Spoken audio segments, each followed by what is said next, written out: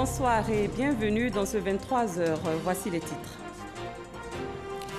La première dame de Côte d'Ivoire a célébré ce samedi la fête des mères au nouveau camp militaire d'Akwedo avec les épouses des militaires, gendarmes et policiers.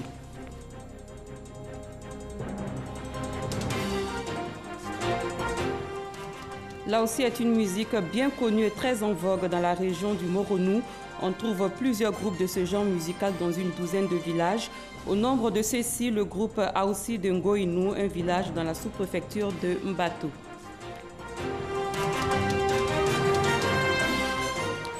Les Irlandais ont voté à plus de 60% le oui à l'avortement, une première pour ce pays où l'interruption volontaire de grossesse était interdite depuis 1983. Merci de suivre cette édition. La première dame de Côte d'Ivoire a célébré ce samedi la fête des mères au nouveau camp militaire. Elle était en compagnie des épouses des militaires, gendarmes et policiers. Le compte-rendu est signé Viviane Aimé. La célébration de cette édition 2018 de la fête des mères par la première dame de Côte d'Ivoire, Dominique Ouattara, avait un caractère tout spécial. Le ministre d'État, ministre de la Défense, Ahmed Bakayoko, qui a accueilli la première dame de Côte d'Ivoire à son arrivée au nouveau camp militaire d'Akwedo, le plus grand camp militaire de Côte d'Ivoire, n'a pas manqué de saluer la présence pour la toute première fois d'une première dame dans un camp militaire pour célébrer les épouses des hommes en armes. Pour leur part, venues de partout en Côte d'Ivoire, elles étaient près de 4000 épouses de militaires, gendarmes et policiers, heureuses d'être célébrées par la première dame de Côte d'Ivoire. 300 parmi elles devaient recevoir leur chèque FAFSI qui va leur permettre d'entreprendre des activités génératrices de revenus. Sans compter les grandes quantités de vivres et non-vivres, dont 4000 complets pagnes Uniwax, du matériel agricole, du matériel de coiffure, de couture, des glacières et bien d'autres dons en nature, plus une enveloppe de 10 millions de francs pour les épouses de militaires, une enveloppe de 5 millions de francs pour les épouses des gendarmes et 5 millions de francs pour les épouses des policiers, soit une valeur totale de 222 500 000 francs pour l'ensemble des dons. Joie de célébrer cette fête des mères avec la première dame. L'ambiance était à la réjouissance entretenue par des prestations d'artistes qui ont fait lever plus d'une. La présence de la première dame au camp d'Akwedo a marqué les esprits. Aujourd'hui, il ne s'agit pas d'un rassemblement d'hommes en armes sur cette place d'armes du 1er bataillon d'infanterie, mais plutôt d'une assemblée féerique où rivalisent beauté, grâce et sensualité à l'occasion de la fête des mères. Oui, nous sommes ravis, chère maman, chère épouse, de vous accueillir au sein de la caserne militaire la plus prestigieuse de notre pays. Maman Dominique Ouattara, nous pouvons affirmer aujourd'hui que votre présence effective parmi nous nous fait ressentir cette joie qui est comparable à celle d'une mère qui vient de connaître la délivrance de l'accouchement.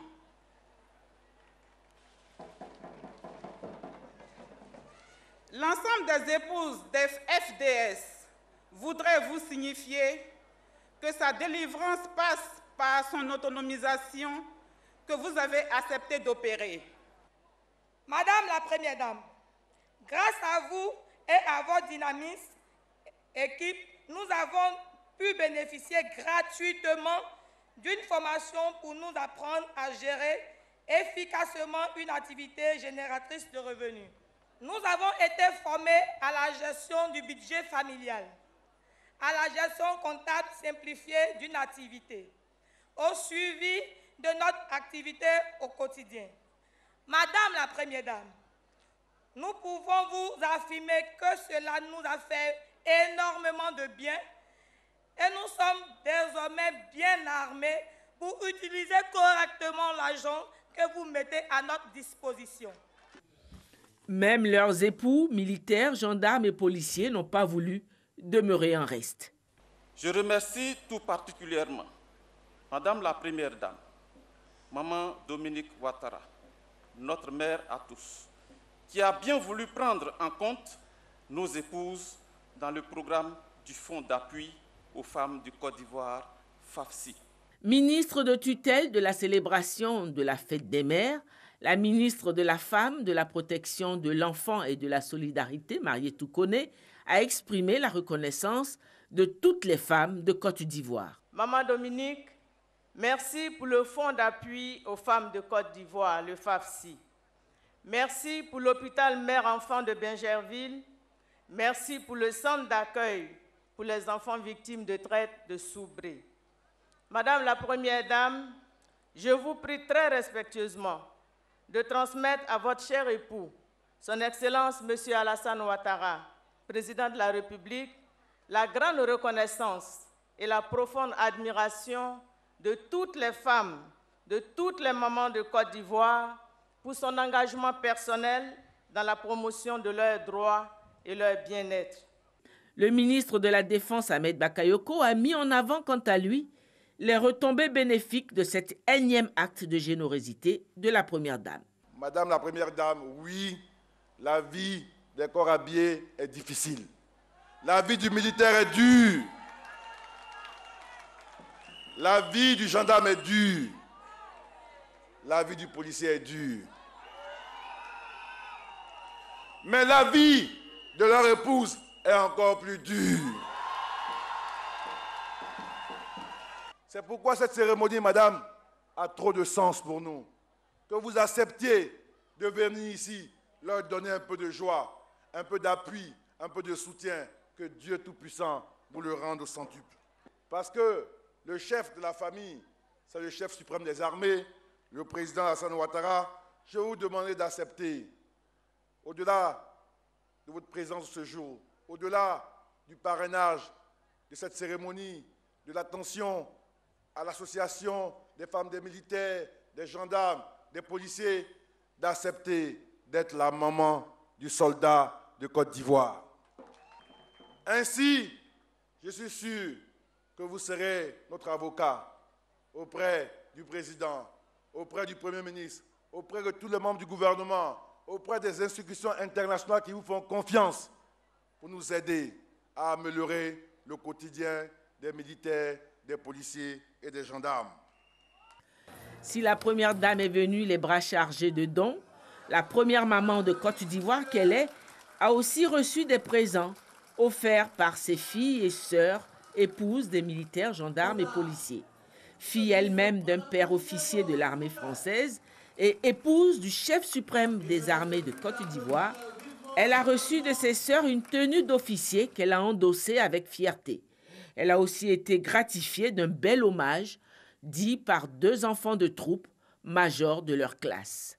Oui, femme vertueuse, qui lutte chaque jour pour transformer nos larmes en joie. À toi, femme aux yeux inspirateurs, de courage, de force et d'abnégation. Aujourd'hui, en cette fête des mères, nous deux célébrons. S'exprimant à son tour, la Première Dame a traduit de vive voix sa solidarité à l'endroit des épouses des corps habillés, souhaitant aussi une bonne fête à toutes les mamans de Côte d'Ivoire. Je tiens à vous en remercier et vous féliciter pour l'engagement dont vous faites preuve, ainsi que pour tous les sacrifices que vous consentez au bénéfice de la nation ivoirienne. Mes chères sœurs, c'est parce que j'ai foi en vous et en votre capacité à entreprendre que je mets à votre disposition dès ce jour, dans les microfinances partenaires, une enveloppe du FAFSI de 400 millions de francs CFA, répartis comme suit: 200 millions pour les épouses de militaires, 100 millions pour les épouses de gendarmes et 100 millions pour les épouses de policiers. Mes chères sœurs, mesdames et messieurs, je voudrais pour terminer souhaiter une très belle fête des mères à toutes les mamans de Côte d'Ivoire. J'émets le vœu que chaque maman soit épanouie et heureuse, entourée de sa famille et de ses proches pour cette occasion. Bonne fête des mères à toutes mes sœurs, je vous remercie. Et c'est par un beau défilé exécuté dans la tradition militaire par les épouses des militaires, gendarmes et policiers que la fête s'est achevée. Les femmes incarcérées n'ont pas été oubliées à la veille de la fête des mères. Elles ont reçu la visite du ministre de la Solidarité, de la Femme et de la Protection de l'Enfant. Maria Toukone est allée leur apporter son soutien à la maison d'arrêt et de correction d'Abidjan. Issaïou. Yopougon, maison d'arrêt et de correction d'Abidjan, Maka, ce vendredi 25 mai, jour choisi par la ministre de la Femme, de la Protection de l'Enfant et de la Solidarité pour rendre visite aux femmes incarcérées. Elle y était les mains chargées de cadeaux à l'occasion de la fête des mères célébrée ce dimanche.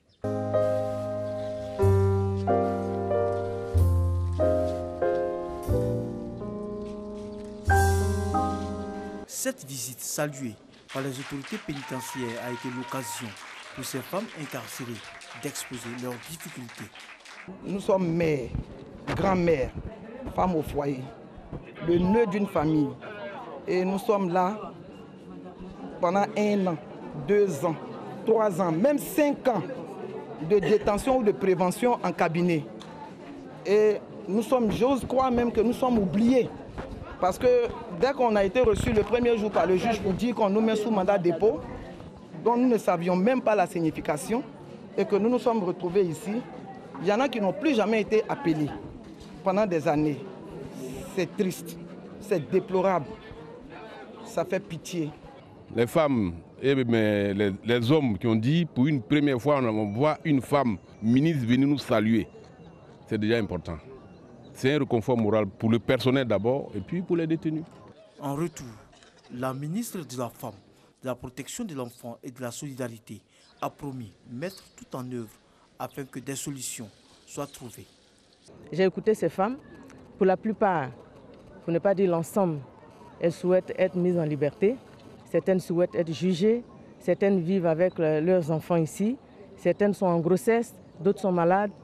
Et donc chacune a exposé des faits d'escroquerie, des faits de crime, etc., etc. Donc au cas par cas, ces situations seront analysées, examinées en rapport avec le ministère de la Justice.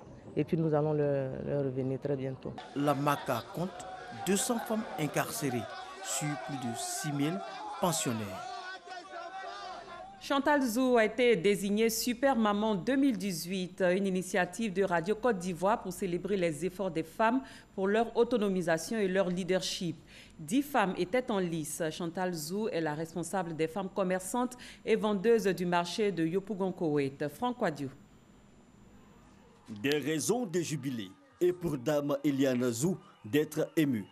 Elle est pour la première édition la Super Maman 2018, jeu lancé par l'émission Femmes d'Action sur Radio Côte d'Ivoire. Eliane Zou est à la tête d'une association de femmes du vivrier exerçant dans le quartier de Yopougon-Koweït à Abidjan. On ne vaut pas 10 au début. Il dit bon, voici ce qu'on doit faire. On va vendre pour avoir aidé nos maris. Comme ça, les femmes ont accepté. Et on a eu une place. Aujourd'hui, je ne peux pas compter combien de femmes qui me suivent aujourd'hui. Elles étaient 10 au total sélectionnées après un voting. 10 femmes d'exception, chacune dans son domaine d'activité. Au-delà des récompenses symboliques pour les lauréates, c'est la reconnaissance de leurs efforts en faveur de leur autonomisation. Aujourd'hui, je suis 6e, c'est un jeu, ça me plaît. Tous ceux qui ont gagné, je leur ai dit chapeau. Les handicapés sont venus d'Agboville, de Gagnoua, de Dabou, presque partout en Côte d'Ivoire, même de Demoko, pour me soutenir. Je pense que c'est l'action de la solidarité. L'autonomisation, mais aussi la contribution à l'affirmation de l'idéal condition féminine, le sens de l'initiative selon Sali Silue Konaté, directrice de Radio Côte d'Ivoire. Il faut que les femmes sortent de leur timidité, sortent de la peur et excellent dans leur domaine d'activité pour mériter la place qu'il faut. Une idée qui plaît aux collectivités. La municipalité de Cocody s'engage à soutenir les prochaines éditions. Et celle de Yopougon est sollicitée justement par les femmes de la première, la Super Maman Eliane Zou. Nous la retrouvons au milieu de ces femmes vendeuses au marché de Yopougon-Koweït.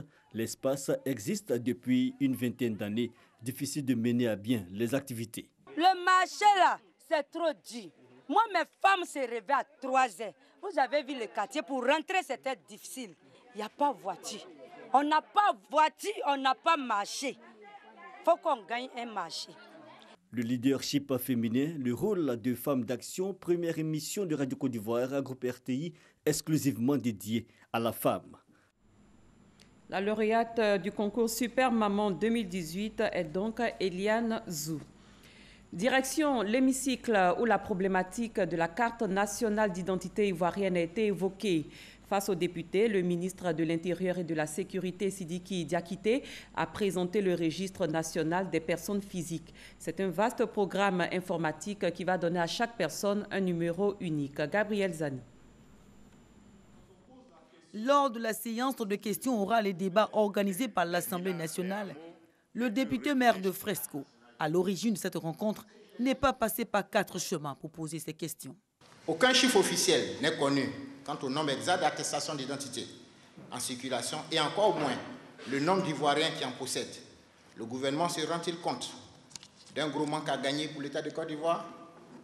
Pourquoi le gouvernement soutient-il la délivrance des attestations d'identité alors que légalement, dès l'âge de 16 ans, tout Ivoirien a droit à une carte nationale d'identité? Qu'attend le gouvernement pour autoriser l'établissement des cartes nationales d'identité aux nouveaux demandeurs dont certains, selon nos informations, sont en attente depuis plus de 24 mois? Pour lui, il y a lieu de poser les problèmes liés à l'état civil ivoirien, vu les discontinuités observées dans la délivrance des cartes nationales d'identité, afin que le gouvernement rassure les élus du peuple. Cependant, la séance est devenue informative, voire explicative, quand le ministre de l'Intérieur et de la Sécurité a dévoilé l'innovation de l'état civil ivoirien en préparation par le gouvernement. Le registre national des personnes physiques. De quoi s'agit-il? Il s'agit d'une base de données qui centralise l'ensemble des informations sur l'état civil des personnes. Il s'agit d'un système intégré, global, fiable et sécurisé qui associe à chaque citoyen vivant en Côte d'Ivoire un numéro national d'identification. En effet, le gouvernement dispose d'un plan pour renouveler les CNI dont la validité expirera en 2019. Toutes les personnes qui sont concernées ont déjà leur biométrie dans la base de données de l'ONU. Il s'agit simplement de les actualiser. Et pour l'actualisation, les 7 millions de personnes détentrices de cartes nationales d'identité vont se soumettre à une procédure qui n'est pas la même chose que celle des nouveaux demandeurs. Le diagnostic de l'état civil ivoirien est sans appel selon l'émissaire du gouvernement. Le pays ne dispose pas de registre qui centralise les données de vie, qu'elles soient alphanumériques ou biométriques.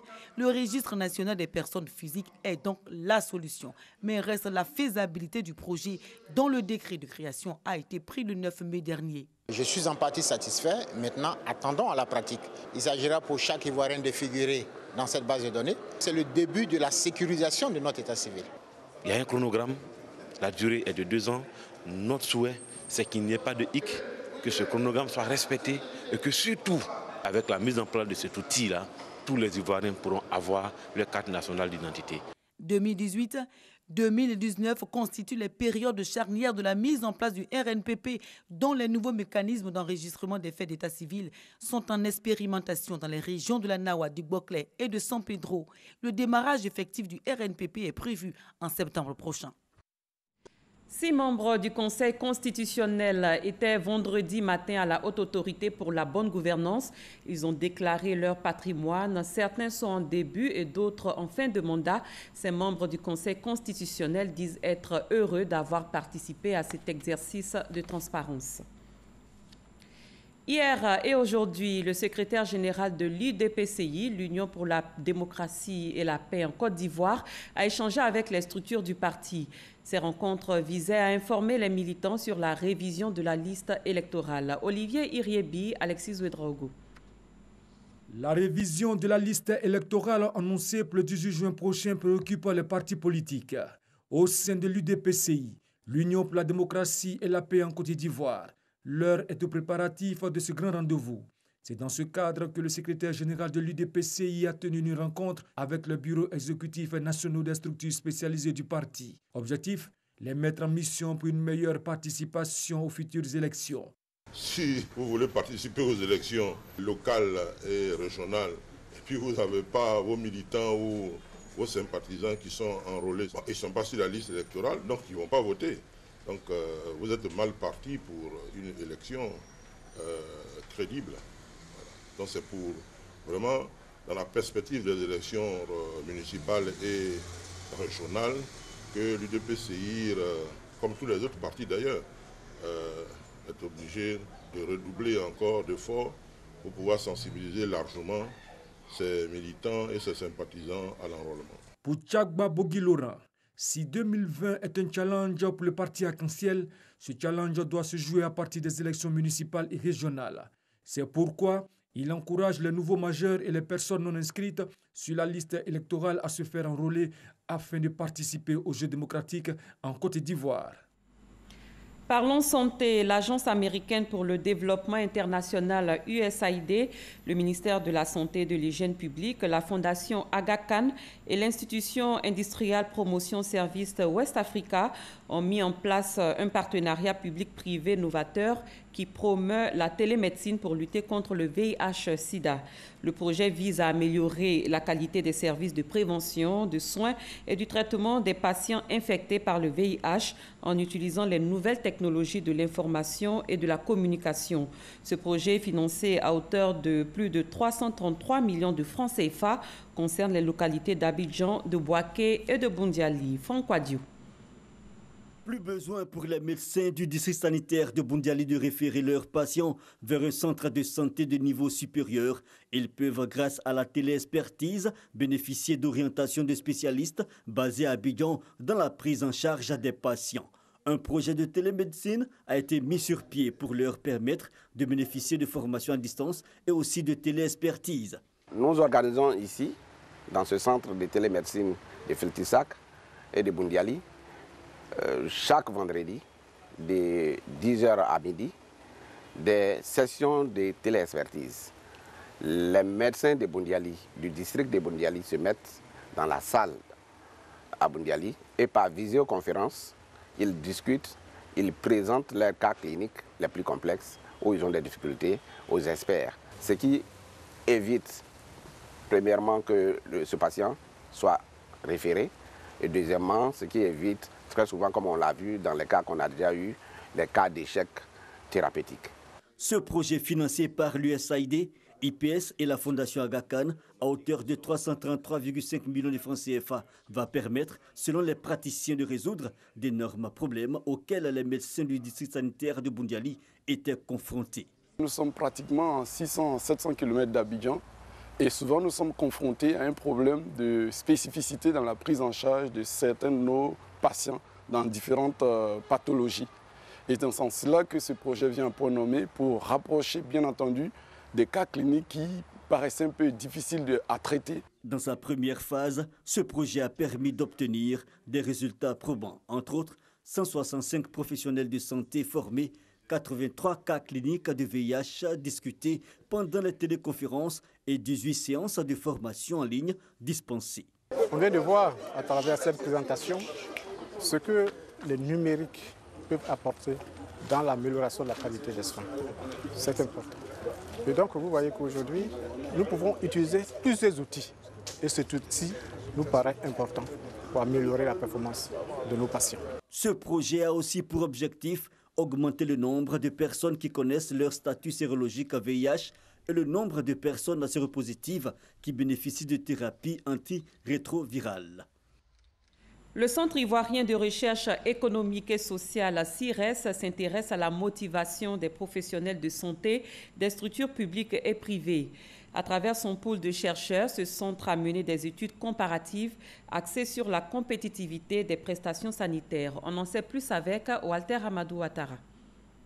Le CIRES, Centre ivoirien de recherche économique et sociale, souhaite accompagner les actions du gouvernement. De façon concrète, faire des propositions et recommandations issues des travaux de recherche. Nous sommes allés à la rencontre donc, des populations. Nous avons recueilli certaines informations et lorsque nous avons nos résultats, il est important que nous puissions partager ces résultats-là avec les décideurs, mais avec également les populations pour avoir leur retour. Cette présente communication a pour thème « Études comparatives des professionnels de santé dans les structures sanitaires publiques et privées ». Prononcée par Yolande Blakofi, une doctorante en sciences économiques de gestion, option gestion des ressources humaines, elle a relevé une démotivation des professionnels de santé dans les établissements publics. Cette rémunération-là a une place capitale dans la motivation des professionnels de la santé. J'ai eu également à proposer la possibilité de permettre aux professionnels de santé d'avoir un plan de carrière fixe, de leur permettre aussi de faire des formations internationales. Pour le représentant du ministère de la Santé et de l'Hygiène publique, ces résultats ne reflètent pas totalement la réalité. Il reconnaît pourtant que beaucoup reste à faire. Nous avons mis en place 3 documents fondamentaux en matière de ressources humaines. Il s'agit d'un répertoire des emplois et d'un référentiel de compétences et d'un document qui trace, qui détermine le profil de carrière de tous les emplois dans le secteur de la santé. Ces travaux de recherche ont eu lieu dans le district sanitaire de Cocody-Bingerville. Sur le moronou, où là aussi est un genre musical très en vogue. Il existe dans une douzaine de villages sous plusieurs formes. Ce sont en fait des groupes bien structurés qui œuvrent pour la défense et l'illustration de la musique dans cette région. Au nombre de ceux-ci figure là aussi de Ngoïnou, un village de la sous-préfecture de Mbato. Ce groupe en plein essor a déjà effectué de nombreux voyages à l'étranger et connu de nombreux succès ici en Côte d'Ivoire. Eugène Atoubi. Dans la sous-préfecture de Bateau, ils font la fierté de leur village. Ces hommes et femmes forment à ce jour le seul groupe musical grâce auquel Ngoïnou est reconnu comme l'une des localités phares qui soutiennent l'existence de la Houssi dans la région du Moroni. La Houssi est notre carte d'identité internationale. Jamais un week-end sans déplacement pour la Houssi de Ngoïnou. Notre rencontre avec les membres du groupe coïncidait avec leur retour de voyage. La veille, ils étaient en prestation dans un village voisin. C'est toujours ainsi. Événements heureux ou malheureux, ils sont invités à s'y associer pour apporter la note musicale et artistique.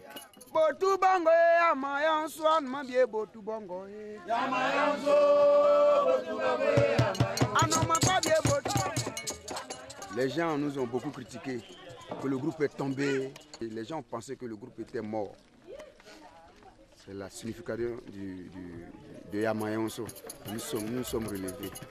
Nous avons eu plein de relations et nous avons voyagé beaucoup. Presque toute la Côte d'Ivoire. Et partout où on passe aussi, notre nom reste là-bas. L'histoire de la Houssi de Ngoïnou commence en 2007. Cette année-là, le groupe sort un premier album avec beaucoup d'optimisme. Mais le succès n'est pas au rendez-vous. Les années passent. 2 femmes vont intégrer le groupe. C'est pas facile. Parce que, bon, quand tu es dedans, bon, souvent les gens disent, bon, soit tu ne peux pas te marier, tu es parmi les garçons. 2015, enfin, le succès national.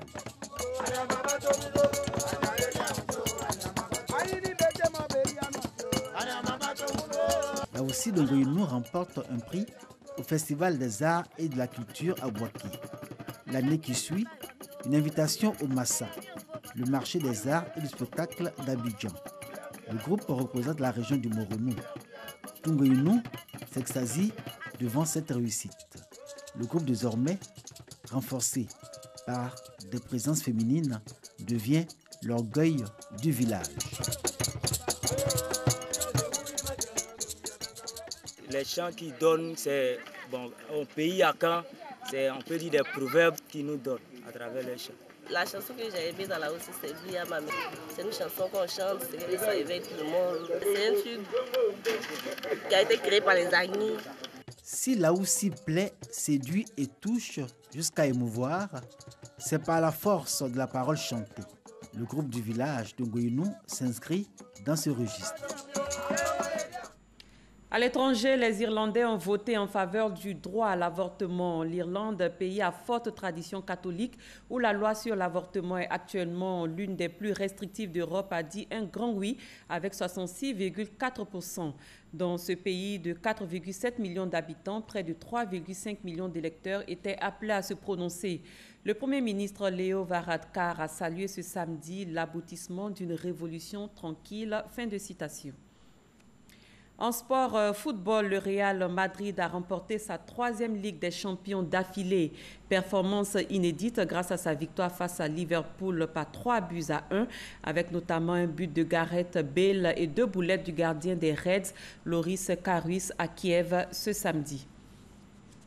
Fin de ce 23h. Merci de votre aimable attention. Je vous retrouve demain. Excellente fin de soirée.